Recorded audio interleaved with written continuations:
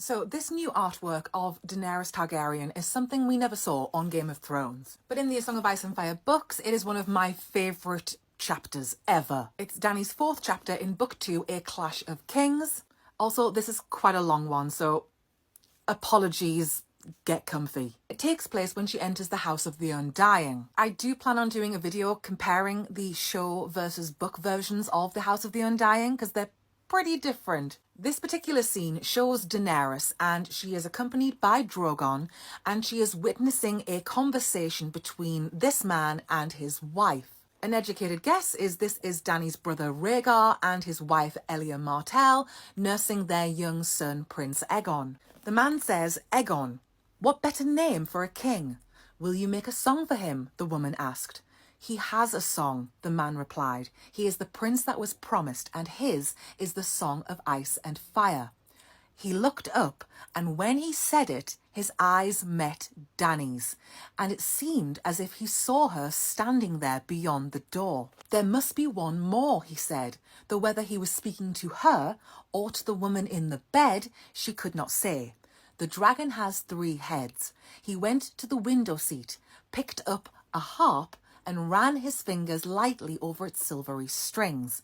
The sweet sadness filled the room as man and wife and babe faded like the morning mist, only the music lingering behind to speed her on her way." Bear in mind, Daenerys has had a dream of Rhaegar before this. Actually, before she becomes the Mother of Dragons.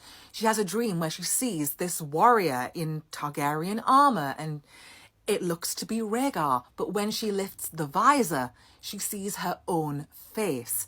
So from the very beginning, Book 1, we are given this little breadcrumb that links the experiences of Dany with Rhaegar. And there's a tragedy that just runs straight through this relationship. Rhaegar thought that he was the prince who was promised, for a time. Then he thought it was his son Aegon. But it turns out it was neither of them, and it was actually his little sister all along. The baby sister Rhaegar never got to meet. The prince who was promised was not some mighty warrior with a fearsome reputation. Instead, it was a little girl.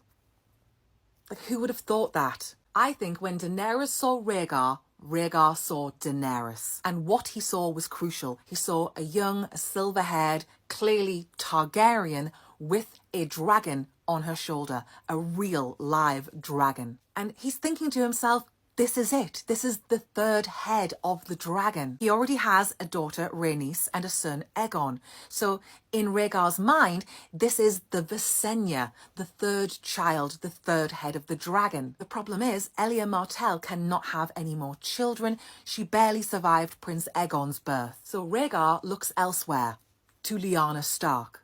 I think Rhaegar and Lyanna bonded at the tourney of Harrenhal. I think she was the Knight of the Laughing Tree, and Rhaegar discovered her, but he chose to protect her against his father. And in that moment, a bond was forged between Rhaegar and Lyanna. I think she went with him willingly, because Rhaegar had proven, "I will protect you." However, events spiral out of control, and Robert's rebellion happens. Lyanna Stark is pregnant, gives birth to a child, not a daughter, but a son, who I believe to be Jon Snow. Rhaegar had fallen on the battlefield, the Targaryen dynasty was in shambles. Lyanna's dead, so is Elia, and most likely both her children, so is the Mad King, and then Queen Rhaella dies as she gives birth to Daenerys. So all the misery that comes out of what happens to the Targaryens, to the Starks during the rebellion, what then breaks through is a birth.